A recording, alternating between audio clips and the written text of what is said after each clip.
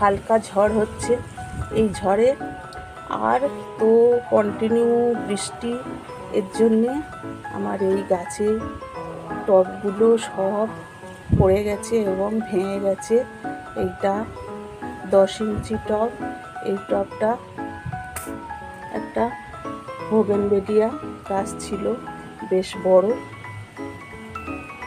ভালো ডালপালা হয়েছিল, কিন্তু সেও পড়ে গেল, টবটা ভেঙে গেছে।